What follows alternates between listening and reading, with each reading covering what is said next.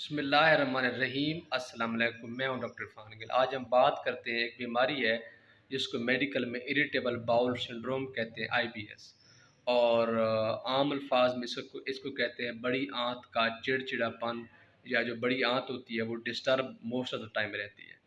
تو جب وہ ڈسٹرب رہتی ہے تو ظاہر ہے مریض بھی ڈسٹرب ہوتا ہے۔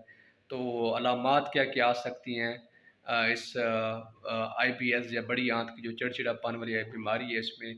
اس میں مریض جو ہوتا ہے وہ پیٹ میں درد یا پیٹ میں مروڑ پڑنے کی کمپلین کرتا ہے۔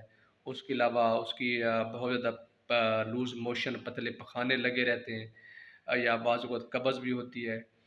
اس کے علاوہ جو پیٹ ہوتا ہے مریض کا وہ پھولا ہوا، مطلب پیٹ میں گیس کی کمپلین کرتا ہے۔ اور یہ جو ساری علامات ہوتی ہیں، زیادہ سے زیادہ یہ کیا ہوتا ہے، کھانا کھانے کے بعد جو پیٹ میں درد ہوتا ہے وہ بھی بہت زیادہ بڑھ جاتا ہے، اور واش روم جانے کی حاجت بھی بہت زیادہ بڑھ جاتی ہے۔ ٹھیک ہے، جیسے ہی کھانا کھائے گا اس کے بعد یہ علامات زیادہ ہونا شروع ہو جائیں گی، اور یہ جو علامات ہیں یہ کافی دنوں تک رہ سکتی ہیں، بعض اوقات مہینے تک بھی جا سکتی ہیں، اور بعض اوقات یہ خود بخود ٹھیک بھی ہو جاتی ہیں۔ تو اس کی وجہ کیا ہے؟ آج تک اس کی جو ایگزیکٹ وجہ ہے وہ تو معلوم نہیں ہو سکی۔ ٹھیک ہے، جتنے بھی گیسٹرونٹالوجسٹ، جتنی بھی بکس کہتی ہیں وہ اس کی ایگزیکٹ وجہ نہیں ہے۔ ایسے کچھ پریسپیٹیٹنگ فیکٹر ہیں جس کی وجہ سے اس بیماری میں اضافہ ہوتا ہے، جیسے فیملی ہسٹری ہو، اس کی وجہ سے ہو سکتی ہے۔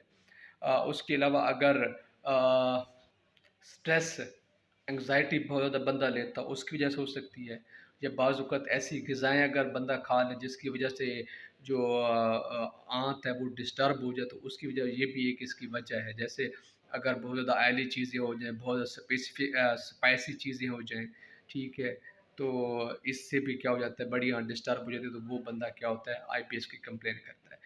تو اس کا جو علاج ہے، سب سے پہلے آپ کسی بھی اسپیشلسٹ کے پاس جائیں گے، جو بھی جگر میدے کا اسپیشلسٹ ہوگا، گیسٹرونٹالوجسٹ، تو وہ IBS کا جو علاج ہے وہ علامتی علاج ہے۔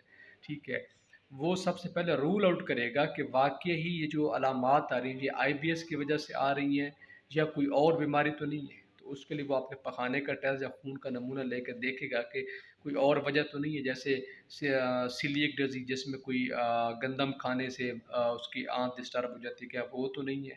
ٹھیک ہے، یا کوئی اور بیماری کی وجہ، کوئی اللہ نہ کرے کوئی انت میں کوئی کینسر جس طرح کا اور مسئلہ تو نہیں جس کی وجہ سے یہ اتنی بڑے مسائل پیدا ہو رہے ہیں مریض کو بار بار، اور مریض ڈسٹرب ہو جاتا ہے، اس کی ڈیلی لائف ڈسٹرب ہو جاتی ہے۔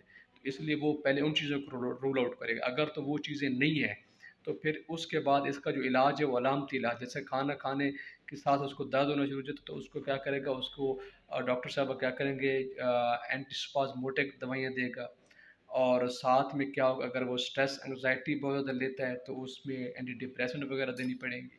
ٹھیک ہے، ساتھ میں PPI وغیرہ بھی دی جا سکتی ہیں، اور اگر بہت زیادہ اس کو پیچز یا پتلے موشن لگ رہتے ہیں تو ان کو روکنے کے لیے بھی دوائی دی جائے گی۔ اگر قبض ہے تو پھر قبض کے لیے لیگزیٹو وغیرہ دی جائے گی۔ تو یہ اس کا جو علاج ہے علامتی علاج ہے، اور سب سے پہلے رول آؤٹ کرنا ہوتا ہے کہ واقعہ ہی یہ علامات IBS کی وجہ سے کسی اور وجہ سے ہیں۔ تو امید کرتے ہیں آپ کو یہ ویڈیو پسند ہے، کہ جہاں بھی اپنا خیال رکھیں۔ پاکستان زندہ باد، اللہ نگہبان۔